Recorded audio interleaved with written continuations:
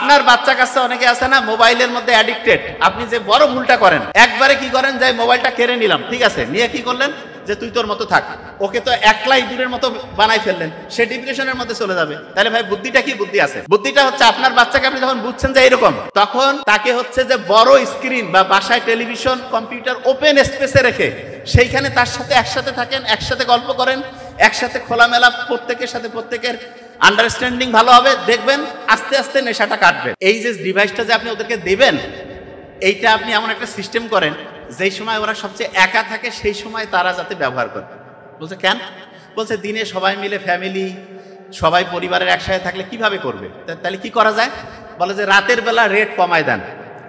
আজ থেকে বোধহয় 20-25 বছর আগে শয়তানি একটা সিরিজ চলে আসলো না, ডিজুস নাকি নাম, মোবাইলে 25 পয়সা না 50 পয়সার একটা সিস্টেম ছিল। আমরা তখন বোধহয় ইন্টারে পড়তাম, যে একবার ফোন করলে যতক্ষণ মোবাইল কাটবে না কথা কইতে পারবে, একটা কলে একবার, এরকম একটা সিস্টেম। অনেকে যারা 20-25 বছর আগে আছে তারা জানবে যে এটা কি কেমন নিয়ম। হ্যাঁ, কিন্তু মোবাইল কাটলে আবার নতুন করে টাকা দেওয়া লাগবে, মানে যমুনা নদী পার হইলে ব্রিজ দিয়া টোলের টাকা দেওয়া লাগবে না, এরকম একবার ফোন দিলেই টাকা কেটে নিবে। ওকে ফাইন, মোবাইল কানের মধ্যে দিয়ে কথা বলা শুরু করে দিল।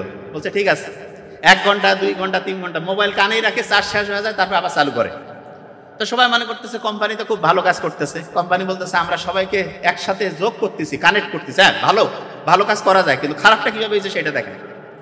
এরপরে কি হইলো, আস্তে আস্তে যখন সবাই কথা বলা শুরু করে দিল, তখন বললো যে ঠিক আছে এবার দাম একটু বাড়ায় দাও, দাম বাড়ায় দিল। নেশা যখন হয়ে যাবে, চা প্রথমে আমাদের উপমহাদেশের লোক ব্রিটিশরা মাইকিং করে খাওয়াইতো, আর এখন আমরা হচ্ছে প্রত্যেকে টাকা দিয়ে কিনে খাচ্ছি না, এইরকম প্রথমে ওরা একটা ফ্রি জিনিস দেয়, দেওয়ার পরে যখন আপনি অ্যাডিক্টেড হয়ে যাবেন তারপরে আপনাকে ওইখান থেকে ব্যবহার করবে, কিরকম সেটা বুঝেন। আমরা অনেকে বলে যে ভাই ফেসবুক ইউটিউব এগুলোকে ভালো কাজে লাগাইলে অসাধারণ, কিন্তু যদি আপনি খারাপ কাজে লাগান তাহলে দেখেন যে আপনি আপনার জীবনের সবচেয়ে দামি জিনিসটা হারাবেন। আজকে যখন আমার ছোট ভাই ডক্টর নোবেল, তারপর মামুন ভাই যখন বক্তব্য দিচ্ছিল, তাদের বক্তব্যের একটা গুরুত্বপূর্ণ পয়েন্ট ছিল, একটা মানুষ উন্নতির দিকে যাবে না অবনতির দিকে যাবে, তার 1 নাম্বার গুরুত্বপূর্ণ পয়েন্ট হচ্ছে টাইম, সময়। তা আমরা সবসময় কি জিনিস চিন্তা করি জানেন? সময়ের কোনো দাম নাই, কথা যে ফ্রি, টাইম তো ভাই ফ্রি, নো, বোঝার চেষ্টা করেন। সবচেয়ে আপনার দামি জিনিস হচ্ছে টাইম। এই টাইমটা আপনি কোম্পানির এই অপ্রয়োজনীয় জিনিস, রিল, তারপরে হচ্ছে ওইটাকে কি বলে শর্ট দেখে ঘন্টার পর ঘন্টা লস করতেছেন, কোনো লাভ হইল না। শিখলেনটা কি? ও যে জায়গায় ছিলাম সেই জায়গায় আসতেছি। কোম্পানিগুলো ওই যে 1925 সালে 100 বছর আগের ঘটনা বলতেছি, ও লিখে গেছে যে কি কি হবে, আর 75 বছর আগে যে গবেষণা ইঁদুরের উপর হয়েছে সেইটাতে আসি। এখন শুনেন, ওই যে গবেষণা থেকে দেখা গেল যে যত লাইক তত মজা, ঠিক না? বিজ্ঞানীরা তারপরে করলো কি, আমাদের এখানে অনেকের মধ্যে মোবাইলের কিন্তু হাতে দেখা যায় মোবাইল আছে, মোবাইলকে ভালো কাজে লাগায় আবার খারাপ কাজেও লাগায়। খারাপ কাজে মোবাইল ব্যবহার করার সম্ভাবনা কখন বেশি সেটা বলি।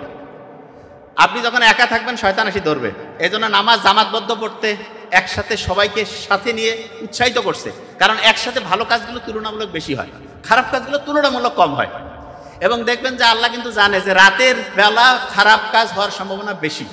এই জন্য দেখবেন ইসলাম মাগরিবের পরের দিনের প্ল্যানিং শুরু করে দিয়েছে। ইসলামে কিন্তু এই যে আজকে মাগরিব হয়ে গেছে না, নতুন দিন শুরু হয়ে গেছে। আজকে যদি চাঁদ উঠতো তাহলে তারাবির নামাজ আমরা আজকে পড়তাম। তারাবির নামাজ পড়তাম মানেটা কি? মানেটা হচ্ছে ইসলামের দিনটা শুরু হয় মাগরিবের পর এবং শেষ হয় মাগরিবে। মাগরিব টু মাগরিব ইসলামী দিন। আর বাংলা যে দিন সেটা শুরু হয় সকাল থেকে তারপরের দিন। আর ক্যালেন্ডার অনুযায়ী খ্রিস্টীয় যে দিন আছে সেটা অনুযায়ী হচ্ছে 12টার পরে। দেখেন রাত 12টার পর্যন্ত জেগে আছে, 12টা 1 মিনিটে কেক কাটতেছে, অমুক করতেছে। ওই সময় ঘুমানোর কথা, এবং ওই সময় না ঘুমানোর কারণে দেখা গেল সে ওই সময় উঠে একটা প্রোগ্রাম করতেছে, ওই সময় হচ্ছে গল্প গুজব করে আন্দাজে টাইম লস করতেছে। সবচেয়ে বড় ক্ষতিটা যেটা সে করতেছে সেটা কি জানেন? তার মাথার মধ্যে আল্লাহ যে একটা ঘড়ি বসাই দিছে, সেই ঘড়িটা সে নিজে নিজে নষ্ট করতেছে। আমরা যে অসাধারণ হইতে পারি না তার বড় কারণ হচ্ছে ঘড়ি নষ্ট। যার ঘড়ি নষ্ট হয়ে গেছে সে অসাধারণ হইতে পারবে না। যার ঘড়ি ঠিক আছে, তার টাইম ঠিক চলবে, সে অসাধারণ হবে। ঘড়ি নষ্ট করার যতগুলো বুদ্ধি আছে তার মধ্যে সবচাইতে ভয়ঙ্কর বুদ্ধি হচ্ছে রাত জাগা। রাতে আপনি যত জাগবেন তত আপনার ঘড়ি নষ্ট হবে, আপনি ধ্বংসের দিকে যাবেন। এখন যে জায়গায় আমি ছিলাম, খেয়াল করেন, ইঁদুরের উপরে যে গবেষণা হইল, গবেষণার অর্ধেক অংশে আমি আসছি।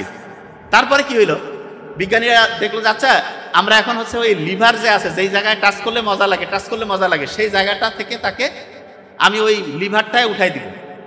লিভারটা যখন সরাই ফেললো, ও আল্লাহ, ওই যে আপনার ইঁদুরগুলো খুব সারাদিন খালি ওইখানে যে লিভারে টাচ করতেছিল, তারা দেখা গেল আর খায়ও না, বন্ধু বান্ধবের সাথে গল্প গুজবও করে না, দেখা যাচ্ছে তারা হচ্ছে যে ফিজিক্যাল যে মুভমেন্ট সেইটাও নাই, ডিপ্রেশনের মধ্যে চলে গেল। আপনার বাচ্চা কাচ্চা অনেকে আছে না, মোবাইলের মধ্যে অ্যাডিক্টেড। আপনি যে বড় ভুলটা করেন, একবারে কি করেন, যে মোবাইলটা কেড়ে নিলাম, ঠিক আছে, নিয়ে কি করলেন, যে তুই তোর মতো থাক, ওকে তো একলাই দূরের মতো বানাই ফেললেন, সে ডিপ্রেশনের মধ্যে চলে যাবে। তাহলে ভাই বুদ্ধিটা কি বুদ্ধি আছে? বুদ্ধিটা হচ্ছে আপনার বাচ্চাকে আপনি যখন বুঝছেন যে এরকম, তখন তাকে হচ্ছে যে বড় স্ক্রিন বা বাসায় টেলিভিশন কম্পিউটার ওপেন স্পেসে রেখে সেইখানে তার সাথে একসাথে থাকেন, একসাথে গল্প করেন, একসাথে খোলামেলা, প্রত্যেকের সাথে প্রত্যেকের আন্ডারস্ট্যান্ডিং ভালো হবে, দেখবেন আস্তে আস্তে নেশাটা কাটবে।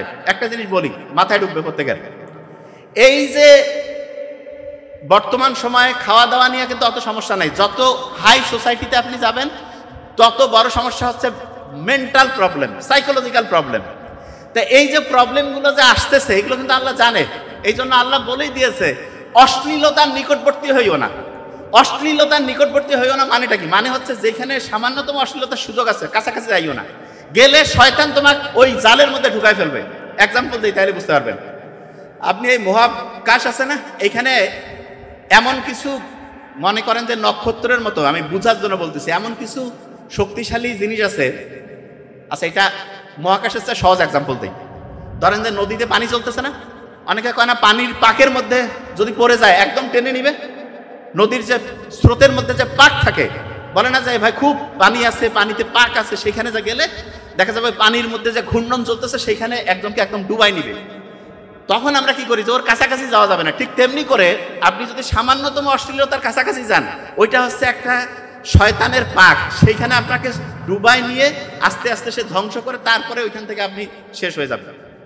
এখন প্রশ্ন হলো যে ভাইয়া, তাহলে কেউ যদি ডিপ্রেশনের মধ্যে চলে যায়, তাহলে তাকে বাঁচানোর জন্য আমাদের বুদ্ধিটা কি হবে? ধরলাম যে না গেলে তো ভালো, আলহামদুলিল্লাহ, কিন্তু ডিপ্রেশনের মধ্যে চলে গেছে, তাহলে তাকে আমি এখান থেকে ব্যাক করবো কি করে? ব্যাক করার জন্য একটা ফর্মুলা আছে। সেই ফর্মুলাটা বলার আগে, কোরআনে পিঁপড়া নিয়ে একটা সূরা আছে। সূরাটার নাম হচ্ছে সূরা নামল। না বলেন না কেন? নামল, আমি আসবো। এই সূরাটার 27 নাম্বার সূরা। কত নাম্বার? কত? 27। আমি চিন্তা করলাম যে আচ্ছা, এত প্রাণী থাকতে আল্লাহ কয়েকটা জিনিস নিয়ে কোরআনে বলছে, তার মধ্যে একটা হচ্ছে পিঁপড়া। কয়েকদিন আগে একটা আর্টিকেল পড়লাম, পিঁপড়াদের আমাদের মানুষের মতো হচ্ছে, তাদের হচ্ছে যে সোসাইটি আছে, একজন আরেকজনের হচ্ছে বাড়িতে দাওয়াত দেয়, একজন আরেকজনের সাথে বুদ্ধি পরামর্শ করে কাজ করে, সবাই মিলে সামাজিকভাবে কাউকে বয়কটও করে, কেউ দেখা যাচ্ছে যে একটা বিপদে পড়ছে তাকে হেল্প করে, খাবার দাবার জমায় রাখে। শুনলে অবাক হবেন, যেই খাবার তারা জমায় রাখে, ধরেন যে ওই খাবারের মধ্যে পানি পড়ছে, ওই খাবারের মধ্যে একটা প্রবলেম হয়েছে, ওই খাবার আবার তারা সবাই মিলে শুকায়। পিঁপড়ার যে শৃঙ্খলাবদ্ধ জীবন, সেটার সব কিছুর অসাধারণত্ব হচ্ছে পিঁপড়া অসাধারণ লিডার তৈরি করে। অসাধারণ কি তৈরি করে বলেন? এই যে একটা ছোট্ট পিঁপড়া নিয়ে যে আল্লাহ কোরআনে বলছে, এটার পিছনে কারণ হচ্ছে, আমি যেটা বুঝি সেটা হচ্ছে, পিঁপড়ার মতো ছোট প্রাণীর থেকে শেখার যদি সবচেয়ে গুরুত্বপূর্ণ একটা জিনিস থাকে, তাহলে সেটা হচ্ছে সবচাইতে গুরুত্বপূর্ণ হচ্ছে সৎ, ভালো, ইমানদার লিডার নিয়ে আসা।